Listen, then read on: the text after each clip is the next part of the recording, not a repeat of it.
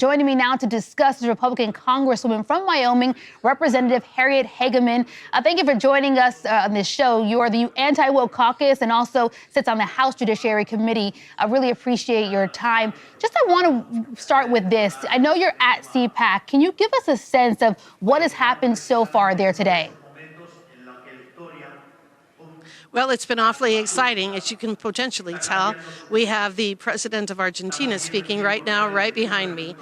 Sarah Huckabee Sanders spoke before him. There's a lot of excitement here. People are looking forward to the president speaking, and I think it's been an incredible lineup of people. You know, I know that for the most part, there's been a lot of attention on CPAC right now. Some have been calling it TPAC as a victory lap for President Trump. Probably one of the more exciting moments, if you will, was the moment we just played a few moments ago with Elon Musk taking a chainsaw to democracy, as he said. Just want to get your thoughts on that. Well, I think he was taking the chainsaw to the bureaucracy, and the point being, we're going to have to cut government and right-size government. And that's why people voted for President Trump. And Elon Musk is simply carrying out the task that the president has assigned to him, which is to identify the waste, fraud, and abuse. And I think for most of us, this is an incredibly exciting time. This kind of feels like a renaissance. You know, no one argues against concern over the government's, waste, fraud, and abuse, and that the government could probably spend a little less and be a bit more efficient. But certainly there are people here that are going to lose their jobs. These are American workers, some whom worked in the government for quite some time. What do you say to those people and that concern? So I have compassion for anyone who is going to be losing their jobs. But at the same time, what we need to do is we need to unleash the private sector. And I think we're going to be creating more and better jobs in the private sector than what we've had in government. And I think that that's what this entire plan of action is. When we open up our ability to produce reliable energy, when we reopen our domestic energy production, for example, when we start building railroads, when we start building refineries, when we start building the construction and the housing that we need, I think that there's going to be incredible jobs available for the folks who may be losing their jobs now and more. And I also want to say that 4 years ago, President Biden, when he took office, he killed 10,000 jobs immediately when he canceled the XL pipeline. Again, by bringing those kinds of jobs back, I think it's going to be better off in the long run for everyone.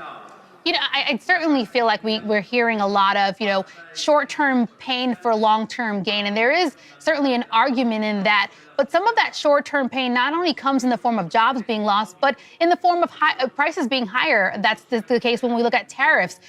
What is your concern that people may not be able to withstand the short-term pain if it is truly short-term? So in our society, we have always been terribly compassionate, and we have many ways in which people will be able to continue to afford the things that they need to. That's just the reality of the United States.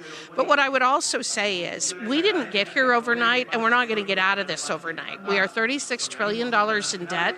We have been funding agencies that we should not be funding and programs that we should not be putting forth on the national and international stage. Yeah. So there is going to be some pain because we have created a lot of pain on the way to this, to the point in time where we are. Again, I am compassionate for the people who may find themselves in this situation, but at the same time, we're going to have to right-size government. Fair enough. I appreciate you kind of responding to that.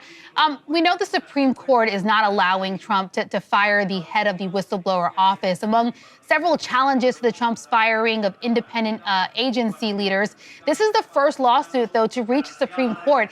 Is the White House trying to expand, their control of agencies? Well, the White House does control the agencies. That is really the way that our form of government is set up. Article 1 describes the legislative branch, Article 2 is the executive branch, and Article 3 is the judiciary. There isn't an Article 4, although we have created a bureaucracy over time, especially in the last 80 years. But the executive branch is under the purview of the President of the United States. So it's not that he's trying to take power or authority over these agencies. By our Constitution, he already has it.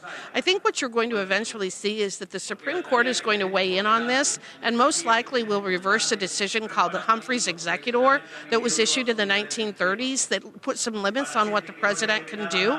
I think that that case is ripe for being reversed, and I think that one of these cases will most likely end up in that circumstance. But whether it's CFPB or SEC or the FEC, whatever it is, those agencies are under the auspices of the executive branch.